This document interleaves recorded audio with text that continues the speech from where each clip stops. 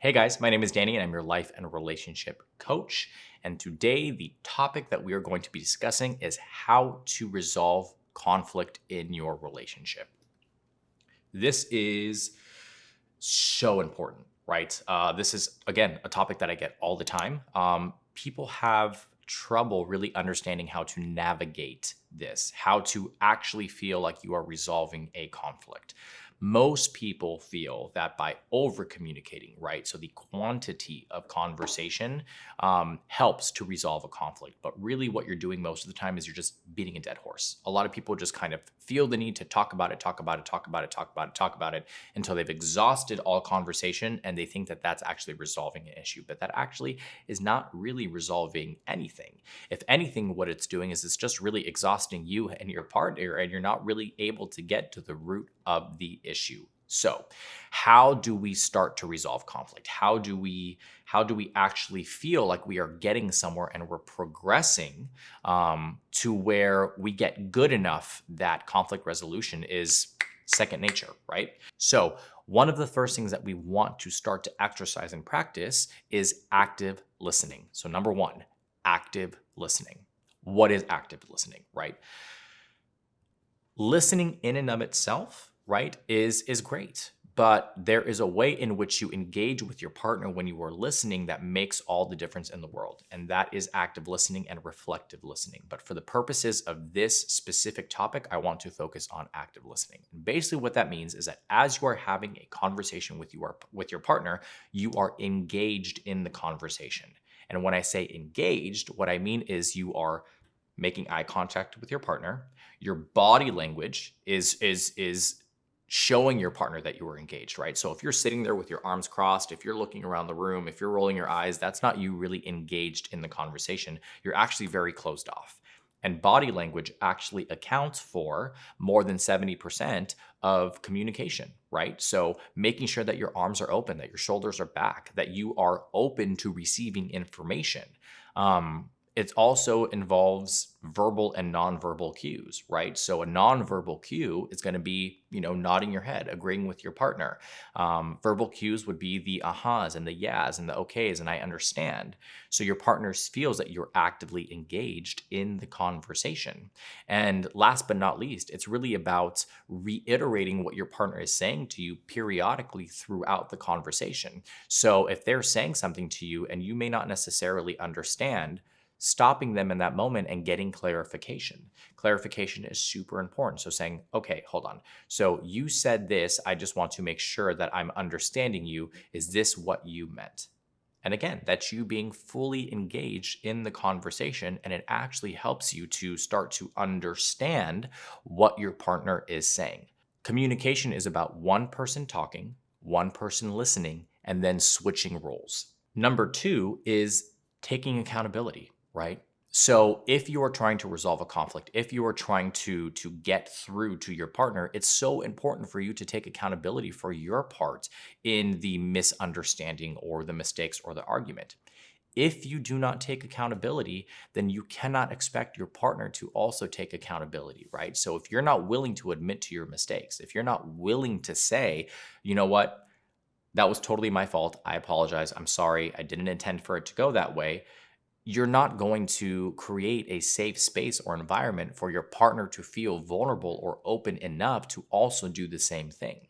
Sometimes it involves leading by example, right? And if for you, you feel like, well, why do I have to be the one to take accountability if my partner never takes accountability? If you view it from that perspective, you will forever be in a standoff and you will not progress. Sometimes people have to wave the white flag. And something that I say all the time is, do you want to win the battle or do you want to win the war? Right? So sometimes you have to give up the battle in order to win the war. And that's kind of the idea here. Taking a step back, being a little bit more self-reflective, and being confident in saying, you know what? It's okay. Even if my partner doesn't take accountability, I am going to take accountability for my actions, because at the end of the day, that also helps you to grow as an individual and to develop. And we should actively and consciously be attempting to do that every day anyways. The third one is patience, right? exercising patience.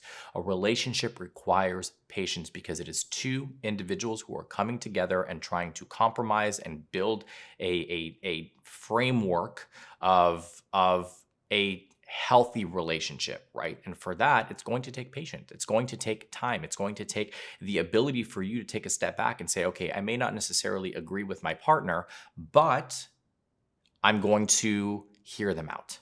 And again, that takes patience. So if you struggle with patience, if you feel like you just don't have the time for it, it's something that I invite you to take a step back and say, okay, why do I lack patience? Why am I struggling with really working with my partner here, right? Is that a you thing? Is that a them thing?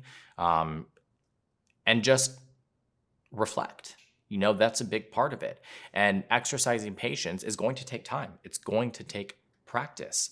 So when you start to feel yourself getting anxious and stressed, or that kind of like guttural buildup of frustration starts to come up, take a step back, take a few breaths, consciously recognize the fact that you're having that feeling, figure out where that feeling is coming from, right? And if you have to, step away from the conversation and then come back. But as long as you communicate with your partner, hey, I'm having a moment, I need to step away, I will be back in 10 or 15 minutes so we can continue the conversation, that will actually help you to start classically condition yourself to exercise patience.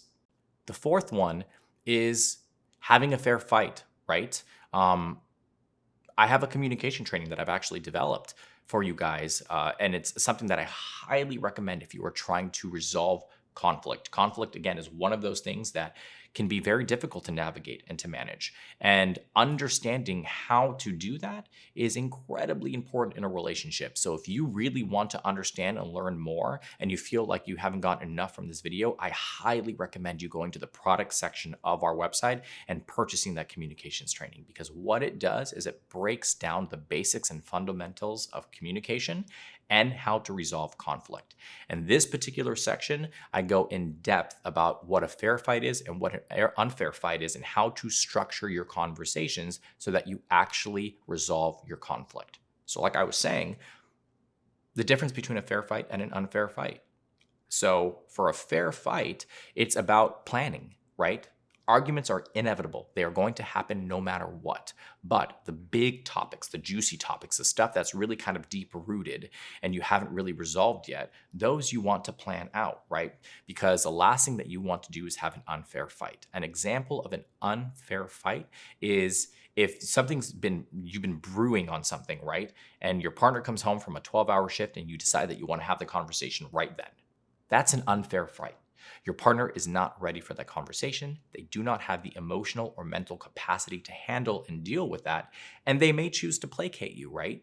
But because they choose to placate you, that does not necessarily mean that they are fully engaged in the conversation. Then you feel dismissed. Then they are upset because you feel dismissed and they feel like they're trying, and it just turns into a merry-go-round, right? So structuring your conversations and making sure that you are scheduling the more serious conversations, and you're keeping it structured and organized in order to actually efficiently and effectively get to a resolution. The fifth thing is validate your partner, right? A big part of communicating and resolving conflict is validating each other. If you are not validating each other, then you're not really going to feel comfortable sharing stuff with your partner. You're not going to feel like your partner understands you. So this also kind of piggybacks off of taking accountability. So if you are taking accountability for something, you are saying, you know what, you are completely right. I am sorry. I made a mistake. I will consciously make an effort to not do that again. In that moment, you are validating your partner because you are telling them that the way they are feeling is accurate. It is correct. And oftentimes what happens is that we try to dismiss our partner. We try to defend ourselves. And in trying to defend ourselves, what we are actually doing is that we are actively not validating our partners, and that doesn't make them want to share with you or resolve any conflict. What it really does is it just builds up frustration and resentment. And the final one is compromise. A relationship requires compromise. So there are things that you are going to have to compromise on. Now, the one thing that I usually recommend and I invite people to think about is what is core and what is surface, right? So if your partner is wanting you to compromise on your core values, on your morals, that is not acceptable. That is something that you're going to have to take a step back, reevaluate, and say, is this something that I'm willing to do? And how much of this is going to cause me to sacrifice my self identity? Because remember, self identity is key in a healthy relationship. But if it's something surface along the lines of, your husband is one who takes the kids to school every single morning and he wants to sleep in one morning and you take the kids, that's a compromise. That's fine.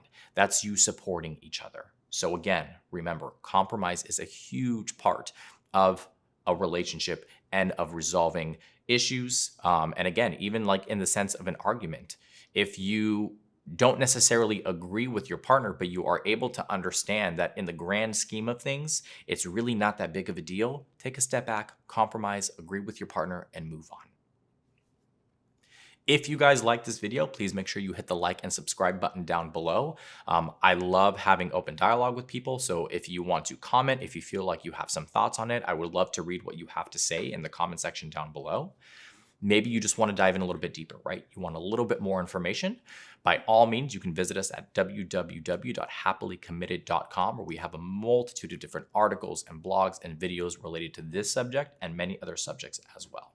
If you'd like to book a one-on-one coaching session, you can also do that via the website. And any of the coaches would be more than happy to support you through what you are currently dealing with, right? We are here for you. We are here to help you. This is what we do. This is our passion. This is our love. And we strive to help you in your relationship and improve your current situation. Again, my name is Danny. I'm your life and relationship coach. I hope you guys are staying happy and healthy, and I'll see you guys soon.